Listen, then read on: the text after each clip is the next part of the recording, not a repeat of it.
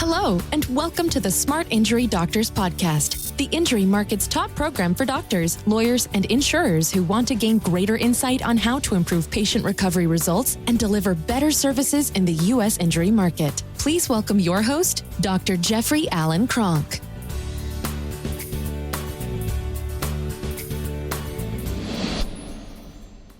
Okay, doctors, today what I want to talk about is how does an excessive motion test or a CRMA help you with pre-existing conditions? How does this help you?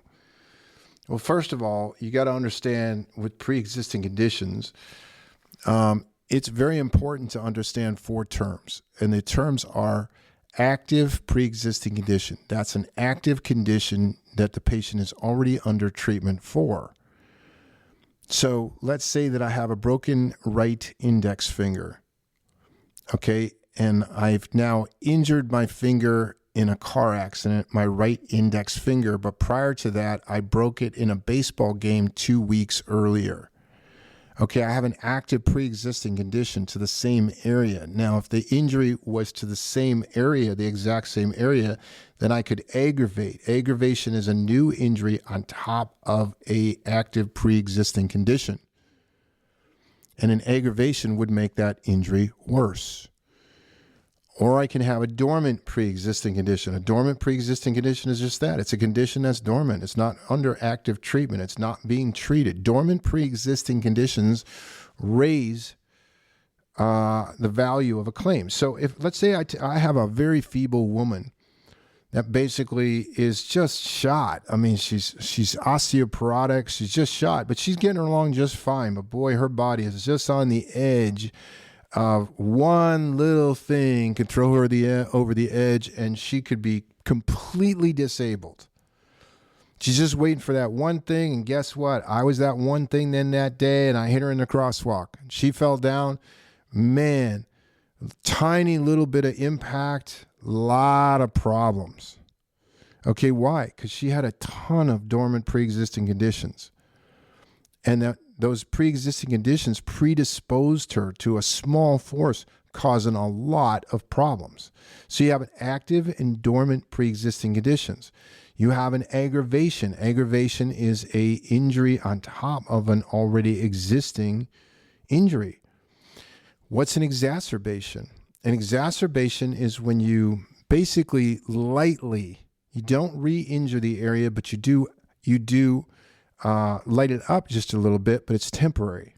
So I've got a patient under care for low back disc herniation, got in a car accident, or got it in a work-related injury, has severe spinal ligament injury around L4, L5, and a disc herniation at that level. So got a bad disc herniation, got a bad ligament condition, right? I got him under active treatment. This kid just loves to do bodybuilding, and he loves to do squats, and he just can't wait to get back in the gym. He went back in a little bit early, said, wow, my back is pretty darn sore.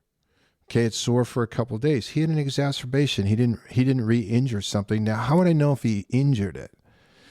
Because it would last a lot longer. And basically, I'd have to retest. He could re-injure it, but in that case, I would have an aggravation to an active pre-existing condition. Now, the other thing we have to do is when we look at information on a CRMA, one of the most common places that you have this idea of pre-existing condition that I have no idea how doctors have a problem with, but let's say there's degenerative disc disease at C5 and C6. That's moderate. Okay, where is the force of an auto collision and the shear force going to go into? Is it going to go into that joint, which is stiff, or is it going to go into the highly healthy joints? It's going to go into the healthy joints. So let's say I got a C2, C3 angular finding that's rateable, that it qualifies for spinal fusion surgery, and I don't have any degenerative change at C2 and C3. Do I have a pre-existing condition? No, I don't. Just because I have a pre-existing condition down in the lower part of the spine, that'd be like saying, hey, I got a lower extremity injury, and it's all the same.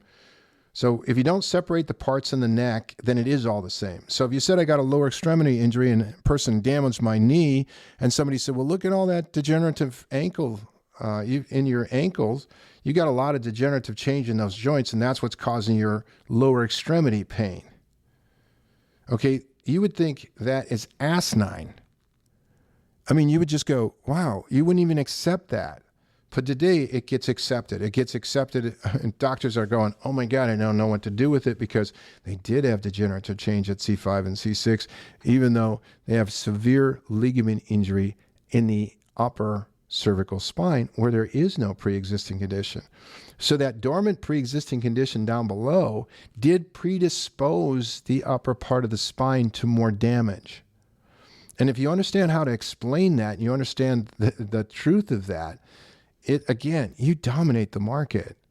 I mean, just explaining. So, the CRMA, good. Hey, good. I had a CRMA test, right? And what did it show? It showed I have abnormal findings, C2, C3, C3, C4, C4, C5. Okay, good. I got abnormal findings. Good. 4 weeks later, patient was in another accident. Good. I do now testing. Guess what? I got abnormal at C2, C3, rateable at C3, C4, rateable at C4, C5. Okay, what do I have? I have an active pre-existing condition with a major aggravation.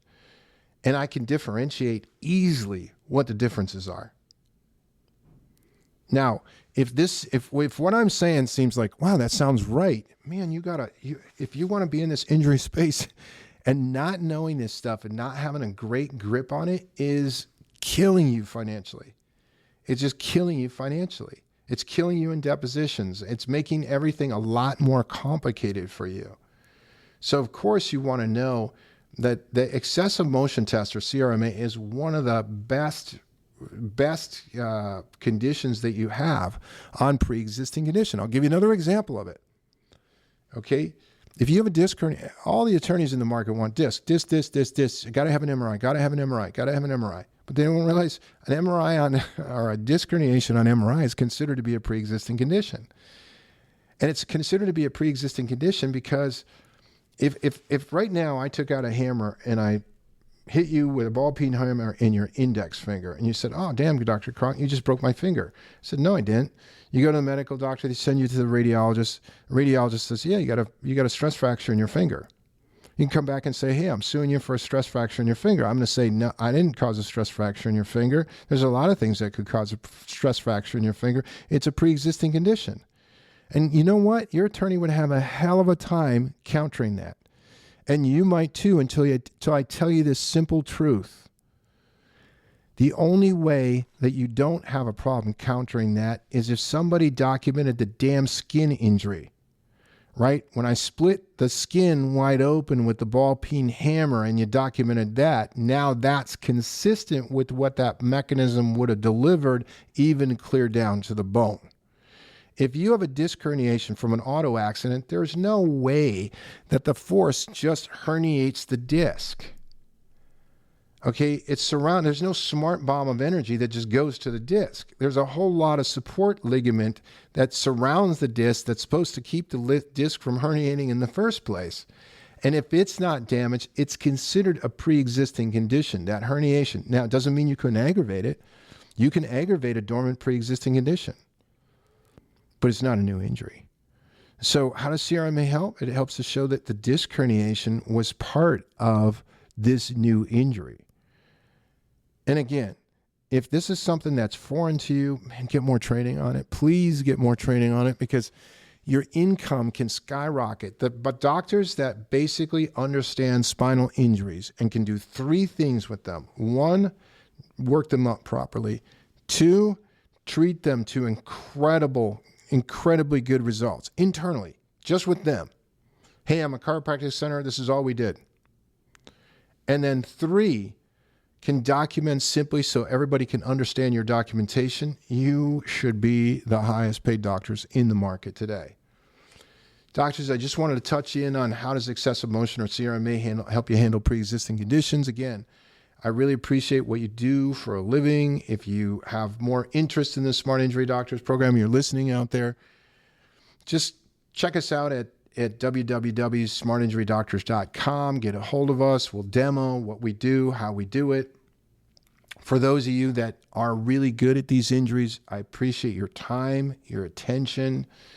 And as always, I look forward to delivering more content to you on the next podcast. You've been listening to the Smart Injury Doctors podcast. the #1 audio production show for professionals in the U.S. injury market that want to deliver better injury services to the patients, clients, or insureds they serve. If you like what you heard today, please leave us a review and don't forget to join us on our next program.